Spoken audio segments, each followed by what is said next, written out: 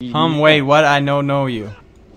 Has anyone been as far to have decided that? Is he a Murloc? Really? Yeah, Zerosiv is a Murloc. Good morning, everybody, and welcome to episode 19 of Dratnos' WoW Let's Play. If you're wondering what that was an intro by Zerosiv, who was the person that Nearby and I were talking about in that particular audio segment. And that's a reference to, or that's the audio clips were from episode 16, I believe, of this particular Let's Play. And so this episode, I had some economic-y stuff to do. You know, a little bit of guild managing, a little bit of other stuff like that to get done, a little bit of sorting out my inventory, a little bit of trade skills. But I figured that you guys probably wouldn't want to see that in slow mode, so I've sped it up to about twice the original speed, and I will be doing that today. And that's what we're doing. So today we're just, for the first thing we need to do is we just sell off all these soul-bound greens that we have that are of not very much value to us right now. So that's what we are doing here to this friendly guild vendor. Eventually he'll actually have things in his window there that we can buy, but for right now, we just have to. We can only sell to him. That's, yes. That is what is occurring here, presently. You can, see I'm going to be conversing in the guild chat and talking to people there a little bit this episode, because I was, because I can do that when I'm not actually recording and talking at the same time. And we've got some mail to sort through here. Again, people who are wondering how you can join the guild. And thanks for all the things that people have sent me, by the way. You can see your names going up there. And it looks like this guy has accidentally sent me too much stuff, so I'm going to send some of it back to him. But for those of you who are wondering, we're on the realm Draktheron US. Guild is called Dratconian. You can search for Dratconian just by typing /who-drat, and you'll find people with Drat in their guild name or in their actual name. And so, just looking through here, taking all the things that are useful for me, returning some of the stuff to Shinner that I think he might have missent to me, like blacksmithing stuff. I'm not a blacksmith, so I assume anything that he sent me of that were sent to the wrong person. But otherwise, looking through this stuff, guy here's asked to marry me and sent me a stupid little, or a nice little ring. I had to decline that by returning it back to him, unfortunately. Getting some whispering going on here. Doing a tad bit of replying. Guy here is wondering if he can join the guild when it levels up a little bit more. Of course he can. And if you're interested in this guild is only level 2 right now, which means there are certain perks that you can't get by being in it yet. Those perks will be available to guilds of higher level. Guilds can actually level up all the way to level 25 in this game, which is pretty cool. And we're at level 2. We'd probably be at level 25 in a few months / many months. Here, just checking to see if we can get some cooking done. A lot of the meats that I have in my inventory right now, I don't have the recipe for, and with a lot of the cooking meats, you actually have to go and find a vendor who sells the recipe for that, usually near where you actually find the things that drop that kind of meat. So in order to get the recipe to actually use the bear stuff I have, I probably have to find a vendor near bears. And there are certain resources you can use to easily find out where that would be. Yes, so cooking is kind of a failure. We didn't actually get much done there. Ooh, we've got some stuff in our bank here that I neglected to look at that is superior to what we're currently wearing.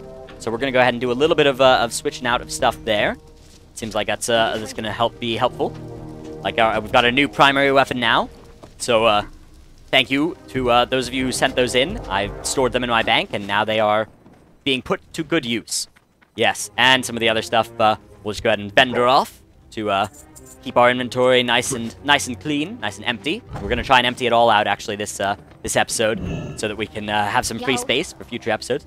Now I'm toying with the idea of actually doing more sped up episodes, where I'll do maybe an hour to an hour and a half worth of questing, and then speed it up and record voice over it.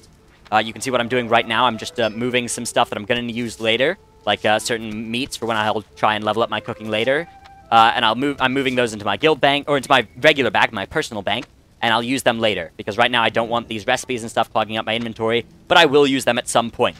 So anyways, I was thinking of speeding up more episodes, and then what I can do is I can actually gather the quest text and have them all in a document. I can do that. I can figure out which quests I did, and I can still do the whole reading the quest text thing, but I can do it in a sped up fashion, and we can get more lore, more questing, more story in the same amount of time. But it'll be nice and sped uppy. So if you have an opinion on that, go ahead and leave that in the comments, because that is not a done deal. That is just an idea, and it would certainly, I don't think it'd be every episode, but every few episodes, maybe we do, if I have extra time to record some stuff. That would be a cool little thing, in my opinion. So that's, there's my thoughts. Now, this is our guild bank. You can see we've got 4 slots right now, and we've got like 600 gold in it right now. People are offering to donate more, and they are saying that. Actually, if you read guild chat throughout this episode, there are people who are very awesome. One of my new officers, Aseria, who is, I love that little fast flute music there because this is sped up. Anyways, who are going to be helping out and continuing our guild bank. There's also all the things you see deposited in there. About like 3% of that is stuff that I deposited, so the guild is doing great in terms of that. It's also impressive. We now have, I think, 67 members. So if you're interested in joining, now there's almost always going to be somebody online, so you'll be able to do that. That seems cool. Just gonna head over. The nice thing about Orgrimmar, since they redesigned it for Cataclysm, there are now like 5 separate areas that each have a bank, an auctioneer, or an auctionator, and all the other important essentials. So each of the like main valleys has one, which is good because it reduces lag. Because a lot of the lag that you used to get in Orgrimmar was because everybody was near the bank and the auction house, which used to be there used to only be one of each in the city, and they used to be right next to each other. So the whole place lagged out. That was the place that I was in at the start of this episode. This is now kind of a secondary episode, area. This area used to be mostly just a PvP area, like where there were supplies for player versus player, like rewards, and there's the big Orgrimmar arena over in this area. Although that's now, yeah, they've done a few changes around here, of course, because of Cataclysm. Cataclysm changed a lot of this landscape, and it also made it flyable in, which is super cool. We'll be able to fly here at level 60, which will be cool. All right, let's see what we can do with our jewel crafting. Look through, I'll pick, I like to work from bottom to top, and wow, we're getting some very good deals on certain things. It looks like we can get yellow for 1 silver each, and then there's also some nice things involving shadow gems. And I think there might be some shadow gems and stuff in the guild bank, so I'm gonna go take those, I'll try and take those at some point, because things are in the guild bank to be used, and this is, if you're a member of this guild and you have access to a guild bank tab, and you could use something in it, take that thing out and use it. That's what it's for. Don't just let things sit in there. So, add things to the guild bank that you don't need, and take things out that you do need, is my philosophy. Do that, and that will make everybody a bit happier. You can see it takes quite a while, even in double speed here, to get things jewel crafted up. Certain recipes are actually very slow. Very slow. Right. Let's go ahead and get some smelting done, because we have some tin ore in our inventory now that we grabbed from the guild bank. So just go ahead and smelt that up, and then we can smelt up some bronze. There's some smelting. You can hear the lovely sounds of the Orgrimmar armor smiths. This is where I think the armor smiths and weaponsmiths inhabit this area. They're both actually, blacksmiths can specialize in weaponsmithing or blacksmithing. I'm not sure how important that is, but in the old days, even in Burning Crusade, that used to be a very big distinction for blacksmiths. And there were certain recipes that were only accessible on each side, even at the high end, which was pretty cool. There still exists like that's true of alchemy as well. You could become like a transmutation master, or a potion master, or an elixir master. But then there are certain professions where that's not even slightly the case, like jewel crafting. I don't believe there's any sort of specialization in that. Yeah, so that's lots. You can see here I'm replying to a few people in an old guild chat. Wow, it's funny to hear goblins all sped up. Here we are, guild bank again. Let's plunder a few of the supplies that we're going to need. They're there to be used. People put them into the guild bank so that they can be used, so that's why we'll take them out and we'll use them. And then we'll put in things that we don't need, and everybody will be happy. Everybody will get what they need, respectively. Whew, on we go. Let's see what we've got in here. Just looking through all the different things in our guild. We've got some cool folks online. Just go ahead and bump up the guy who just came online, because that's how we roll here. The promotion system in the guild is kind of undefined. It's basically when I log on, I'll just look through a few of the stats that I have on people and figure out who I think should deserve a promotion. And if I don't promote you, that just means that I probably didn't see your name, or that I was, actually doing stuff that episode or that time that I was on. So that's that. That's how that works. That's how we roll in the guild. I have 2 officers right now, Shinner and Asedia. I'm not sure if I'm pronouncing either of those correctly, but either of them, I think they can hand out promotions, and if either of them are watching this, feel free to distribute promotions as you feel is deserved. And there's absolutely no criteria for giving out the promotions in this guild. This guild's kind of casual about that. It's not a huge deal. This guild's mostly just a nice little place for fans of Dratnos and casual WoW players, people who aren't interested in necessarily top-end raiding, top-end PvP. but are interested in just having a nice little place to call home. That's what this guild's about.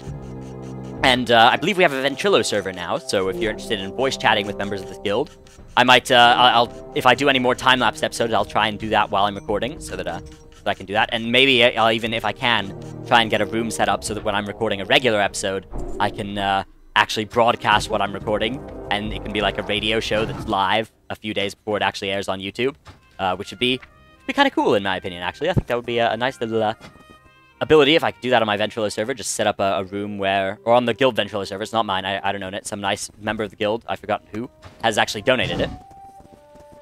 Okay, so we're going to try and get our first aid up here, because it'd be nice if we could get out of linen, if we could start not needing that. And so we're going to go ahead and bite the bullet and take some of these overpriced auctions here, and hopefully we can get ourselves up to the required level. We need to be level 80 out of 150 here in order to progress in first aid, and we can increase the cap of 150 as soon as we get above 125. That's how the professions work usually. When you get within 25 of the cap, and if you're in the correct level range, you can boost it up to the next cap, and there are different caps, which is yeah, like the first time you learn a profession until you get to like level 10 and skill level 50, you can only go up to the skill level 75, and then from there it keeps going up in increments of 75. And each expansion they also added 75 new levels to each profession, which is pretty cool. That's how this has rolled. However, at the early levels, there's a good little trick you can do. Until you get up to like past level 60, you can divide the profession number by 5, and that should be about the level that you need to be at in order to be in, like, that should be the ratio. So, like, when you get to profession skill of 100, divide that by 5, you should be around level 20, which means we're a bit behind on our professions right now, and we're going to be in areas that have, like, iron veins, and we can't mine that yet, which is why I'm going to be catching up on professions. That happened because we went through dungeons, and so we leveled up without actually leveling up our professions very much. And so I might have to do an episode or two where I just run around a zone and gather various required materials. Here we are in the Goblin Slums of Orgrimmar, by the way. This is another new Cataclysm area, entirely refurbished in Cataclysm. And let's just get a little bit of old first aid done here. Now we can learn our wool bandages. Hopefully we'll be able to get to skill level 115 so that we can learn heavy wool bandages and progress that further when we're in the field. It's worth noting that that your cloths generally drop from humanoids, and so if you're wondering how you can farm more of those, it's a good idea to do that. Right now I'm just talking to the guildmates actually and seeing if any of them are able to disenchant the bind on equip items that I have into useful dusts that they can sell for guild bank money or for their money. It's Acedia, actually. Acedia happens to be an enchanter. If I'd known that earlier, and I hadn't been paying attention, but I probably could have ascertained that from certain guild chatter, I could have not vendored off some of the stuff that I created earlier. But that's no problem. It's not a huge deal. It's they're low-level items. It's not a huge profit that I missed out on. It's not something that I'm going to concern myself with too much. But what I will do is, since I now know that we do have a disenchanter who's online, or an enchanter rather, who's online, and who can disenchant these, we'll go ahead and see if we can get that done. We can try and mail them over, actually.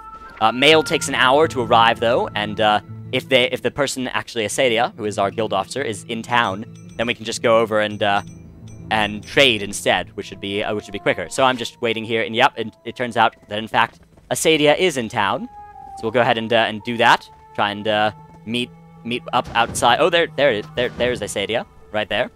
Indeed, I see Acedia. Go ahead and open up trade /trade and put in all of our stuff for Acedia to disenchant. The reason I keep saying Acedia is because I'm not sure whether that's whether the pronoun should be masculine or feminine. So I'm just going to go with both. And we can actually buy back some of the bind on equip items that we just sold a bit earlier. You can buy back up to, I believe it's like 12 of the most recent things you've sold if you've sold them in that session. There we go. Keep on trading off all of our bind on equip items, and then Acedia can sell those on the auction house when she has turned them into dust. And that's enchanting.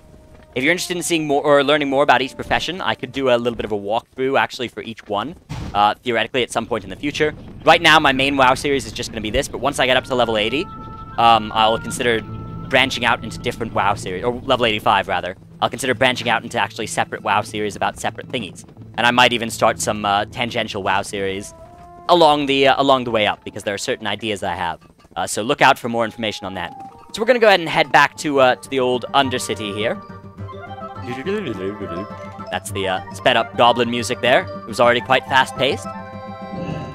Very fast, yes. Let's just take a nap while we wait for this Zeppelin to depart here. It's quite humorous, actually.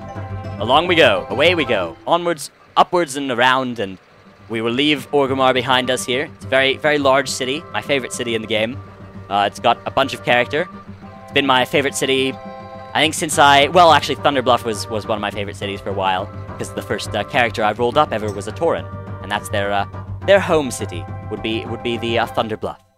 It's a nice little place. I'll show it to you at some point.